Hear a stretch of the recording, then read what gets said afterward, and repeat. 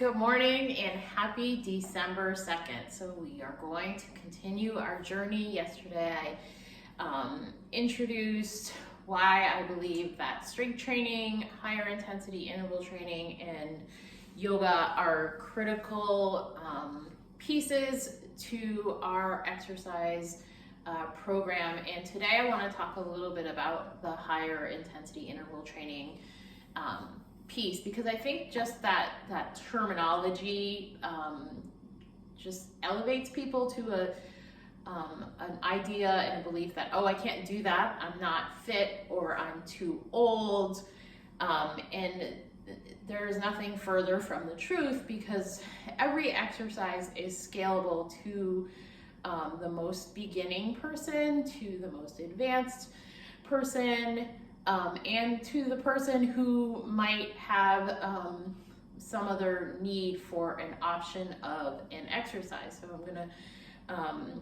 do two things with you today that actually came right from our high intensity interval workout that we do on Thursday mornings. And coincidentally, that workout is one that I teach and kind of cycle each week a little bit different of what we do. So one week it might have a real cardio focus, which when we do talk about higher intensity intervals, we are talking about that work period, whether it's 20 seconds, whether it's 30 seconds, whether it's a minute, being, you know, at the higher end of our threshold in terms of our workout intensity, which is very individual for everyone. So we were talking like 85 to 90% of our capacity for that given work period.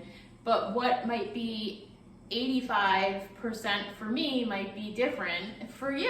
And that's totally fine. And that's part of what makes it doable for people.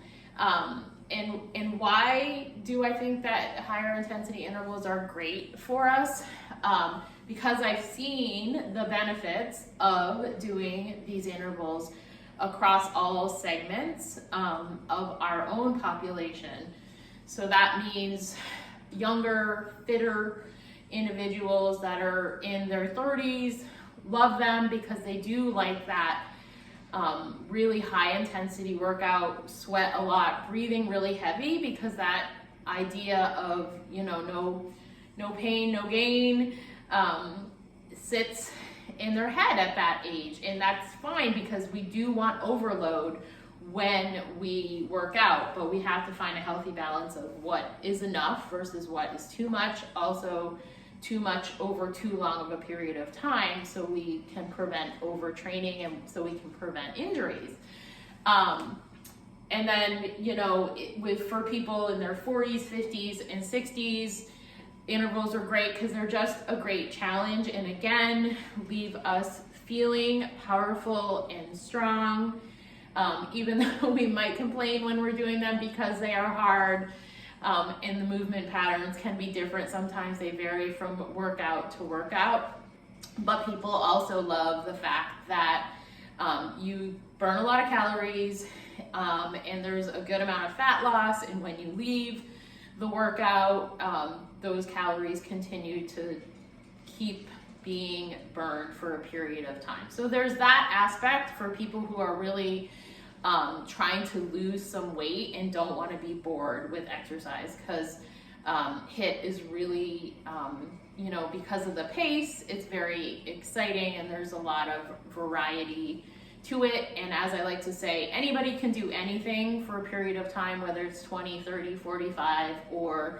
60 seconds. So it keeps things fresh for people, which is exciting. To the next level, people in their 70s and 80s, and yes, I have clients in their 70s and 80s who I do these intervals with, and it also makes them feel reassured about their condition, and they love that challenge too. And, you know, in most cases, an interval for somebody in their 70s and 80s is going to look and feel a little bit different than somebody in their 40s or somebody in their 30s, but it still has just as much benefit. And the great thing, across the board for these intervals is that it keeps us sharp too, because when we talk about higher intensity intervals, we're talking about working a little bit more power with a little bit more speed, and that's great for our brain and for our body because we can respond a little faster, and our mental acuity just increases because those transition times can sometimes be quick. So we have to be sharp, we have to be on our game with some of these exercises, but we just choose appropriately what needs to be done for a certain client or for a certain population. So I want to take you through just 2 exercises that we did in our workout this morning. And this morning's workout, we mixed everything together. So I started to say earlier that each week is a little different. One week might be more focused on strength training intervals, one week might be more cardio intervals, and one week might be more yoga focused intervals. Okay, so today it spanned all of that. We did a little bit of everything. So for the actual sort of cardio part of the higher intensity intervals, which I think is what triggers people the most as being the hardest, that's what I want to take you through today.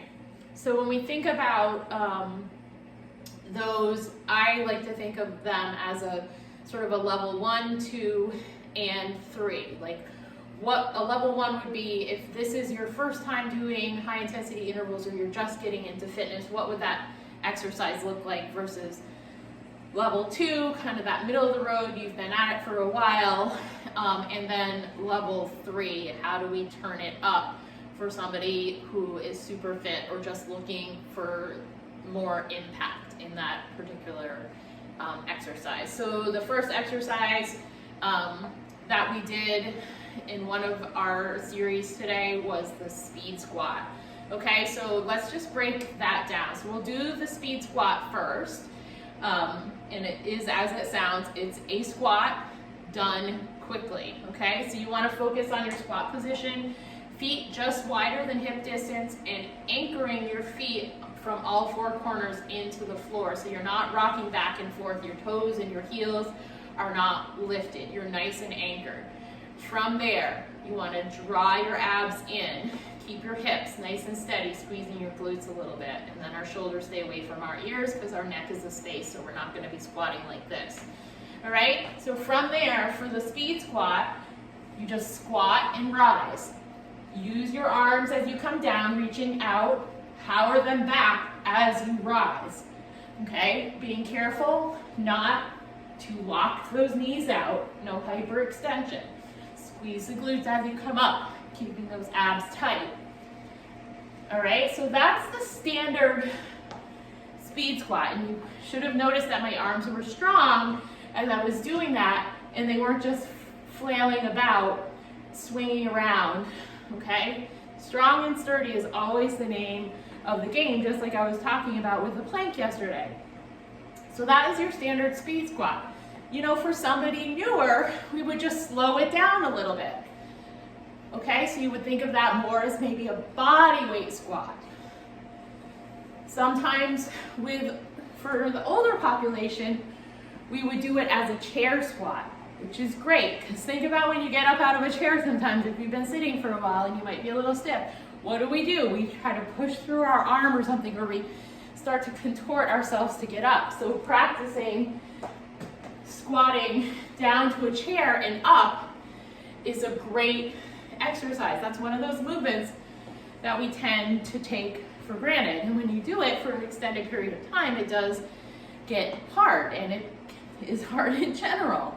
All right? And if somebody really wanted something more and they wanted the impact, we would turn it into a jump squat.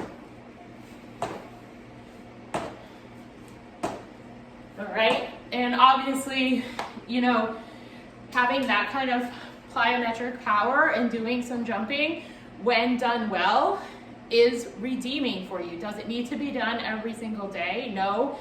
Is it just for people who are in sports? No, there's applicability across all populations to be able to build that kind of power, but we don't have to be jumping all the time. Okay, so that's just a snippet, something to just sort of process and rationale for why everybody can do higher intensity intervals. So tomorrow I'll come back and we'll look more at the flexibility, mobility, and yoga piece, which is great for a Friday and going into the weekend after a busy week of work and just other responsibilities. So I'll see you tomorrow.